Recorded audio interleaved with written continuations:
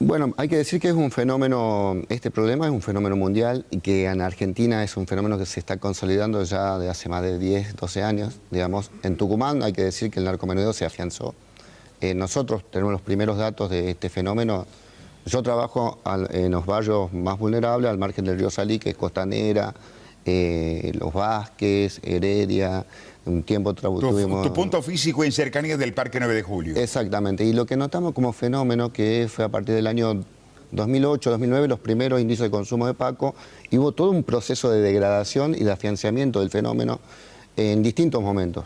En algún momento se instaló ahí para trabajar Melitón Chávez. Yo trabajé con Melitón Chávez cuando inicié trabajando. Y pido disculpas, me estoy olvidando de una religiosa que... le decían las monjas villeras, que también trabajamos con la hermana Patricia, creo que se llamaba, y con, bueno, la verdad que tanto las madres del Pañuelo Negro como en ese momento era el cura Melitón ahí de la Costanera, nos habilitó el recorrido del barrio, conocer los barrios, y ahí empezamos nuestro dispositivo de grupo terapéutico. ¿Qué edad tenés, Emilio, vos? Yo tengo 46. Es decir, esto te tocó vivir a partir de... Año 2012, 2013, 2014. Era joven, recién prácticamente recibido. Sí, sí, sí. Y bueno... Aprendiste en el terreno. Y aprendimos mucho también, porque hay que decir una cosa, que este fenómeno, el consumo de pasta base, el consumo hoy de las adicciones, quemaron los libros. Porque en la facultad a mí nunca me enseñaron cómo iba a atender un chico que consumía pasta base de cocaína. Porque si vos te pones a ver, es un fenómeno relativamente nuevo. Y el otro problema, en este momento, ya de hace 3 o 4 años, se va consolidando el problema de los niños en consumo. Y acá viene el gran tema.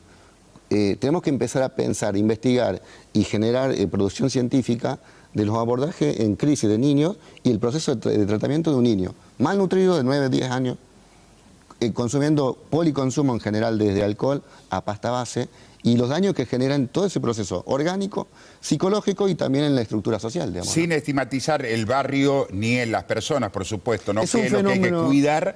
¿Qué es lo que más te está llamando la atención en los últimos tiempos? Porque veíamos un informe de la Organización Mundial de la Salud decir que los chicos inician el alcohol a los 12 años, pero, atentos, que en algunas provincias profesionales están atendiendo ya a chicos de 9 años con problemas de adicción y no de alcohol.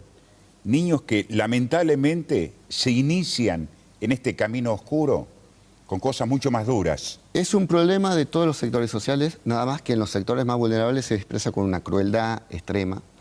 Por ejemplo, una cosa que nos llamó la atención, el consumo de psicofármacos. Es muy común en los barrios y en niños de 11, 12 años. ¿De dónde la saca? Mira, hoy una pastilla de Amplazolac en el Transat... No, sin dar el nombre, digo, perdón, para... de una benzodiazepina, Sí. te lo vende el Transat 75 pesos. Una pastilla en el barrio. ¿Aquí estás teniendo pacientes de corta edad o estás haciendo un seguimiento a pacientes de corta edad? En los grupos terapéuticos nosotros nos tocó intervenir ya por lo menos en 6 casos de nenes de 9 y 10 años. Ah. Digamos. Lo que nosotros estamos planteando en ese sentido... A ver, 9 y 10 años con problemas de inicio en la adicción del alcohol o ya directamente es con... policonsumo en general, donde está mezclado lo que es el alcohol, que está presente en todo tipo de consumo. Es más, la Cedronal planteó que hubo desde el 2021, pandemia y pospandemia, el aumento del alcohol y el consumo en todos los niveles sociales. El psicofármaco está en todos los sectores, pero en los barrios se da más el policonsumo, que una característica que hubo, que cuando fue el cierre de fronteras, al encarecerse el precio del Paco, que antes de la pandemia, en marzo del 2020, una dosis Paco costaba 25 pesos. A mitad de año del 2020 pasó a 75, después a 150 pesos. Y eso llevó que se vuelva a vender pegamento, por ejemplo. ¿Cómo cortamos de raíz este problema? Tiene que haber una propuesta política en distintos niveles. Tanto a nivel político de abordar el fenómeno en toda la complejidad que tiene, social, de seguridad, pero más que nada entender que la problemática es un problema de salud mental. Y para eso hay que invertir en política de salud estratégica. Nosotros, los trabajadores de adicciones, estamos planteando que se declare una emergencia en salud mental y adicciones. Que eso implicaría ponerlo como en el tapete como un tema central del Estado e inversión concreta en recursos económicos para sostener los procesos de tratamiento. Para ponerlo en zócalo, ¿qué es lo que están proponiendo? Que se declare... Una emergencia en salud mental y adicciones. Bien, a ver, Emilio, te hago una consulta técnica. ¿Qué diferencia hay entre la salud emocional y la salud mental? Bueno, es parte de un todo, digamos. La salud mental no solamente es el aspecto emocional, sino en salud mental son componentes biológicos, psicológicos, sociales, históricos, culturales, como lo plantea la ley de salud mental. Es entender el sujeto integral, porque no puede haber salud mental si no hay trabajo. No puede haber salud mental si no tenés hoy para comer, porque es un fenómeno de lo que se está viendo, esto que vos decías de los niños. Hoy los chicos, hay lugares donde los chicos hacen cola desde las 11 de la mañana en el comedor, que reparten a la 1 la comida para llenar el tupper. Y si tenemos a los niños que su principal objetivo en el día sea llenar un tupper de comida en Argentina, donde es el país de los alimentos, estamos sacando que vaya a la escuela, estamos sacando que viva su infancia. Entonces, eso va a afectar sus emociones, pero va a afectar todo su contexto social como ser humano integral. Si hoy no podemos asegurar la comida, es un problema central en este proceso. Pero vuelvo a decir, es un fenómeno complejo. Nosotros no vamos a encontrar en las villas, y esto para no estigmatizar, no vamos a encontrar un Pablo Escobar en las villas. Porque acá el problema del narcotráfico es financiero. Y hay que abordarlo desde arriba y desde abajo. Pero si no generamos las condiciones dignas de salud, tiene que acompañar una política, si bien hay que combatir la venta, si querés, pero si no va acompañado con una política de salud integral, de recuperación, de reinserción y de proyecto de vida, porque una cosa que instaló la pandemia a nivel psicológico y emocional, instaló la incertidumbre constante de vivir el presente continuo, porque el futuro parece amenazante, el futuro parece allá a lo lejos. Hay chicos que te dicen, ¿qué querés que haga? Entonces, no tengo posibilidad de trabajar, no tengo posibilidad de tener una casa. Entonces, la droga aparece como un lugar de sostén inmediato, de encontrar el placer ya. Entonces, aparece como un lugar de sostén y como un lugar de evadir, porque al ver que el futuro es amenazante, que es de incertidumbre, eso genera esta cuestión de no construir proyectos. Emilio, ¿cuáles son los elementos, las herramientas que tenemos a mano para comenzar a dar batalla a este tema? Porque siempre se habló, a ver, en lo discursivo es cultura, educación, deporte, alternativa, fuente de trabajo. A ver, ¿qué herramienta tenemos para comenzar la batalla? El problema, creo que hay herramientas, pero fragmentadas. Primero, hoy tenemos ya toda una generación que ya tiene problemas de trastorno psiquiátrico por consumo. Digamos, estamos teniendo una generación que ya está empezando a consumir a los 10. Sí. Entonces, lo que hay que lograr es fortalecer las herramientas que tiene el Estado y generar realmente una política de seguimiento y continuidad de los tratamientos. A ver, ¿y para dónde se disparan los problemas psiquiátricos? ¿Hacia dónde se dispara? ¿Autoflagelo?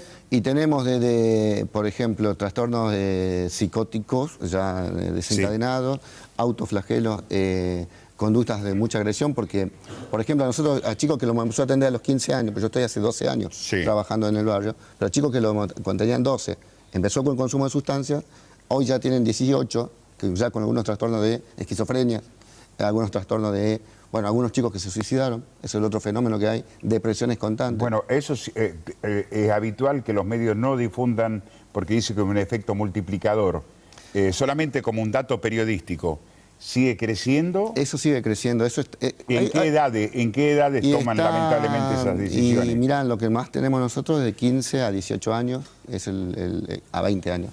Pero hay un tema, entiendo que es un tema que hay que tomarlo con mucho cuidado, pero hay que abordarlo en lo general, porque es un fenómeno real.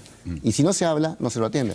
Bueno, lamentablemente en la pandemia hubo muchos centros que se los contenía a los chicos. Recordamos incluso el hogar de personas adultas debajo de la tribuna del Autódromo tuvo que cerrar por la pandemia, y otros hogares de día que se lo utilizaba como contención a los chicos. Hay situaciones, a ver, te lo pregunto desde lo creyente, ¿no? Sí. Desde lo creyente. Porque hay varias historias que podemos hacer referencia al tema, pero he tenido la oportunidad de conversar con muchas personas que lamentablemente te dicen, veo el demonio, veo interiormente que me dicen, matate, no servís para nada. Esos son trastornos psicóticos. Y ahí comienza la autoflagelación. ¿Ese ya es un problema emocional o ya es un problema psiquiátrico? Es un problema psiquiátrico. En general, a nosotros nos pasa que los chicos que están intoxicados en general con pasta base de cocaína o con otro tipo de sustancias, se llaman trastornos psicóticos breves, que los chicos suelen escuchar voces, suelen ver, tienen alucinaciones. Nos pasaba a nosotros, por ejemplo, cuando fuimos, una mamá una vez nos fue trabajando con el cura Meliton, nos va a buscar una mamá pidiendo que le llevemos al padre para que lo bendiga al chico porque estaba endemoniado. Pero resultó ser que estaba intoxicado con pasta base y uno de los efectos de esa intoxicación eran los trastornos psicóticos breves. Que veía imágenes. Eso. Pero eso fue un proceso de poder entender y cómo se asociaba. Pero muchas veces esos trastornos psicóticos va asociado a la intoxicación aguda. ¿Por qué te decía desde lo creyente, Emilio? Porque al chico tal vez en forma individual lo recuperás, ¿no es así? Lo recuperás, lo sacás del lugar, el chico vuelve a las actividades deportivas, vuelve al colegio por unos días, pero lamentablemente vuelve al barrio y vuelve a la junta y Efectivamente, vuelve... por eso nuestra estrategia es de fortalecer los grupos terapéuticos barriales y darle continuidad. Porque ¿qué pasa? Si no se arma la puerta giratoria, que un chico se intoxica, lo desintoxican en el barrio, está de una semana a dos, vuelve al barrio pero no hay continuidad de tratamiento. Comunidad terapéutica pasa lo mismo. Sí. Pero vuelve al barrio y no hay continuidad terapéutica. Entonces lo que es importante es sostener ahí el proceso de reinserción y continuidad terapéutica, porque es un proceso. No, y además es una cuestión transversal, porque estamos hablando de la situación de lo vulnerable que es el chico por el mundo donde desarrolla sus actividades, pero también hay otro tipo de consumos. El alcohol, por ejemplo. Las drogas de otra calidad. Sí. En general... El tema de la pandemia... no únicamente ha golpeado en los barrios, ¿eh? No, en todos los sectores sociales, ¿no? Eso lo dice todas las estadísticas. Quizá a mí me toca trabajar en esos sectores más vulnerables, pero el consumo de cocaína es un montón en la clase media, el éxtasis es un montón en la clase media, el psicofármaco en la clase media está recontra mil instalado, y naturalizado, la automedicación. Hay muchos que siempre llevan un Valium en la cartera o en el bolsillo porque cuando están muy ansiosos. Eso también tiene que ver con el contexto social que nos estamos viviendo. Pero también una cosa quiero decir ahí de cómo se nos complica, de la importancia de poder entender al fenómeno del narcomenudeo como un fenómeno social y no solamente de seguridad. ¿Por qué? Porque se está dando en este momento un fenómeno de legitimación simbólica del tranza en el barrio. El tranza está apareciendo hoy, en este momento, como un referente barrial. Porque en la pandemia... Bueno, hay así tranza... comenzó Pablo Escobar también a ganar la adhesión de la gente, Bueno, ¿no? pero es un fenómeno, pero en la pandemia hubo tranzas que abrieron comedores y merenderos. Y eso también va generando. O el tranza es prestamista hoy. Y muchas veces no puedes comprar un kilo de carne que cuesta 2.500 pesos y a veces recurren al tranza para comprar la carne. Entonces, eso va deslegitimando y va naturalizando. Por eso tiene que acompañar de una política realmente integral, digamos, ¿no? Y después atacar toda la estructura. Vos lo decías, el tema financiero, ¿quién está financiando? Porque acá no se produce cocaína, tampoco se produce éxtasis. Entonces uno se pregunta cómo llega. Y bueno, el norte argentino es la principal entrada de la cocaína, la pasta base de Perú y Bolivia. El recorrido entra por el norte, pasa a la ciudad del centro, por eso que creció Córdoba, a las grandes urbes, pero la droga que se trafica de Argentina va a Europa, principalmente por los principales puertos, Rosario, Patagonia, Buenos Aires. Rosario está como está, por eso, porque un kilo de cocaína pura o un kilo de cocaína que compra en Bolivia a $18.000, cuando sale de Rosario a Ibiza, cuesta $40.000 el kilo. Imagínate el negocio porque no trafican un kilo. Y la estructura que tiene que haber a nivel macro, a nivel de fronteras, a nivel de aduana, a nivel de fuerza de seguridad, que también hay cierta corrupción que eso permite que eso circule así. Como dice un amigo, todo tiene precio. Y en ese circuito sí, y después hay que hablar de ese fenómeno en esos dos niveles. Digo, para no estigmatizar, en la costanera hay un ejemplo, una frase que parece graciosa, pero refleja también de esa mirada que hay. Dice, todo el mundo sabe dónde se vende la droga, menos el comisario. Muchas veces se dice. Y eso habla a veces de cierta convivencia en algunos sectores para que el tráfico sea como sea, digamos, ¿no? Emilio, te vamos a seguir convocando. Ya hacia a fin de año, cuando hablaba acerca de la importancia de la actividad deportiva, del funcionamiento de los clubes de barrio, de ocupar los espacios al aire libre, porque se viene un fenómeno altísimo, que es el tema altas temperaturas. ¿Cómo hacemos para contener a los chicos, para darle alternativa a la función que debe cumplir el Estado, los clubes, los complejos deportivos, las plazas, para ver de qué manera podemos ayudar para tratar de ganar esta batalla que va a ser difícil, pero nada es imposible? Se resuelve con política estratégica de Estado, pensando en política, en esta emergencia que nosotros decimos los trabajadores, pensando de acá a 10 años. Y hay que trabajar en la urgencia ya, hay que trabajar a un plano a mediano plazo y a futuro, independientemente del gobierno y el color político del gobierno que maneja el Estado. Lo último, Emilio, no es que uno quiera tener la razón. ¿Qué rol están teniendo las redes sociales y el uso del celular con los chicos que a los 6, 7 años ya están descubriendo algo que tal vez en nuestra edad, más en lo personal que en lo tuyo, van descubriendo a través de la utilización, el uso abusivo de los celulares y de las redes sociales? Bueno, eso se llaman nuevas adicciones comportamentales y más que nada la relación que genera el celular va a generar un proceso de aislamiento y de vínculos hasta patológicos, porque corta el vínculo cara a cara. Puede estar conectado pero no comunicado. Efectivamente. Y después, pero también vuelvo a decir, yo trabajo en sectores muy vulnerables y hay una generación de adolescentes que no tienen celulares, por ejemplo. Miren la desigualdad social, que uno da por hecho que todo el mundo tiene un celular, pero está la desigualdad social, que hay barrios donde los adolescentes no tienen celulares. O Emilio, familias que no tienen celulares. Por eso se vio en la pandemia, cuando fue las clases virtuales, que una amplia mayoría no tenía forma de seguirlo, por ejemplo.